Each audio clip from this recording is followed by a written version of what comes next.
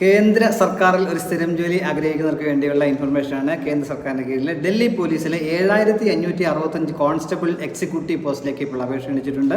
Staff selection കമ്മീഷനാണ് ഈ notification പുറപ്പെടുവിച്ചിരിക്കുന്നത്. ഇതനുസരിച്ച് 2025 ഒക്ടോബർ 21 വരെ ഇതിലേക്ക് അപേക്ഷിക്കാൻ കഴിയും. മെയിൽ കാൻഡിഡേറ്റ്സും ഫീമെയിൽ കാൻഡിഡേറ്റ്സും അപേക്ഷിക്കാൻ കഴിയും എന്ന കാര്യം പ്രത്യേകം ശ്രദ്ധിക്കുക. സെപ്റ്റംബർ 22 മുതൽ ഒക്ടോബർ 21 വരെയാണ് ഇതിലേക്ക് അപേക്ഷിക്കാൻ കഴിയുക. അതിനുശേഷം ഒരു ദിവസം കൂടി ഫീസ് അടയ്ക്കാൻ വേണ്ടി ഒക്ടോബർ 22 വരെ സമയം കൊടുത്തിട്ടുണ്ട്.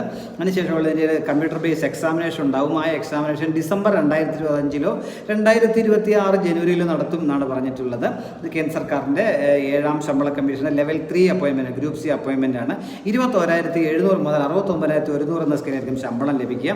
കോൺസ്റ്റബിൾ ഫീമെയിൽ കാൻഡിഡേറ്റ്സ് 2,496 വേക്കൻസികളാണുള്ളത്. 5,000-ലധികം ഒഴിവുകളാണ് മെയിൽ കാൻഡിഡേറ്റ്സ് ഉള്ളതെന്ന കാര്യം കൂടി മനസ്സിലാക്കുക. പ്രായം പറഞ്ഞിട്ടുള്ള 18 വയസ്സിനും 25 വയസ്സിനും ഉള്ളവർക്കാണ് അപേക്ഷിക്കാൻ കഴിയുക. 2025 ജൂലൈ 1 അടിസ്ഥാനമാക്കിയായിരിക്കും പ്രായം കാൽക്കുലേറ്റ് ചെയ്യുന്നത്. എന്നാൽ SC കാൻഡിഡേറ്റുകൾ 5 വർഷവും OBC നോൺ ക്രിമിനലുകൾക്ക് 3 വർഷവും ഉയർന്ന പ്രായപരിധിയിൽ ഇളവ് ലഭിക്കുന്നതായിരിക്കും എന്ന കാര്യം കൂടി ഓർത്തിരിക്കുക. അതേപോലെ പ്രത്യേകം ശ്രദ്ധിക്കേണ്ടത് ക്വാളിഫിക്കേഷൻസ് ആണ്. 12ാം ക്ലാസ് പാസ്സായവർക്ക് അപേക്ഷിക്കാൻ. ഇതോടൊപ്പം light motor vehicle driving licence നിർബന്ധമായും ഉണ്ടായിരിക്കണം ആൺകുട്ടികൾക്ക്.